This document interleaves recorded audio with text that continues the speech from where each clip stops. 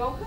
And what I'll do briefly is just give you a little bit of an idea about why we set up Fish at 6. And it's a combination of foresight, innovation and sustainability in a network. So it's about developing some kind of innovation community that's really focused on sustainable innovation and working towards that. There's some lovely pictures of Saturn between the years of 1995 and 2006.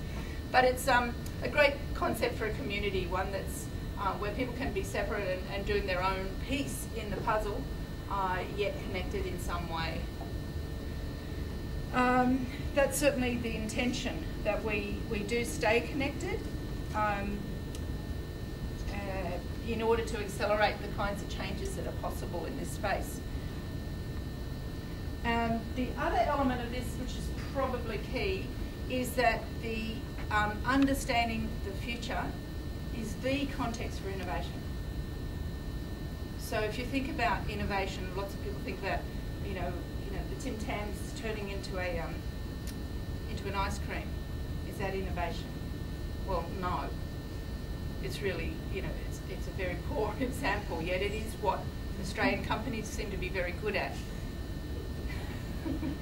Yes. Yeah. So it's time that we actually did it in a different kind of way. And the understanding the future is absolutely the context for working that out. This is a little bit about my company. I realised people come up after the event often and say, well, what do you do? Because I haven't actually presented on what Future Journeys does. But this is what we do, is I map the future. So it's about understanding all the elements. So, which bits of these are galaxies, which galaxies are connected to each other, what are the major trends that are occurring that are important, and what's noise in the system, and where are the black holes, and what you should watch for. In the turmoil of the present, how do you understand what is in the future and what we should be looking at? So that's what I do. And tonight I just want to talk about three key things that I think are important to making major interventions in the climate system. This is one that I love, which is cradle to cradle concept, that it is important that every item, here I show something rubbish that I have in my possession, but there is so many things in this that this is certainly not a sustainable item. It's got poisons used in its manufacture, it creates carbon in its transport as well as all the elements within it and so on. And a cradle-to-cradle concept would say that this should be made out of something that will feed the soil or go back into the system in some way so that it's all used up. There is no waste in this system. So the cradle-to-cradle system is something from William McDonough and Michael Baumgarten. Yep. Yeah. Baumgarten.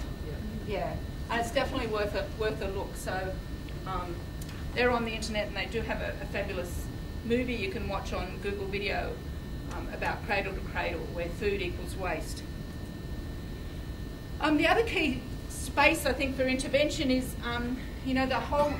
reinventing that whole concept of local. That it's local and it's global. So that it is local, lots of local activity, yet it is globally connected. So we actually know what each other are doing.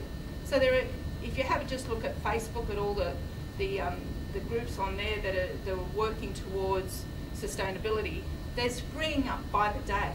They're absolutely springing up by the day. And once these start to get connected, that's when we'll see massive shifts happening. So the reality is the internet and social media is really changing the face of it. And it's about high, medium and low technologies. There's no one solution for this stuff. And the other one is economics of climate. We'll probably do a session later in the year on the economics of climate because there's some very interesting things happening, some of which are fantastic and some of which may not be. So the idea of superannuation, we all have superannuation. So who owns companies in Australia? We do. So where are we investing our superannuation? And if we don't like what they're doing with our money, then, you know, let's take some action and start to move it somewhere else, or actually start to set up things outside this system. Superannuation funds that are just totally involved in renewable products and sustainable development. And, you know, is this stuff a risk or is it an opportunity? And there's a lot of belief that there's actually more opportunity than risk if we do it right. So they're my three interventions, areas of intervention that I see key, and that's why I've brought this interesting group of people together tonight to actually share some of their work with you. And let's hope we can start to build some kind of momentum. So thank you.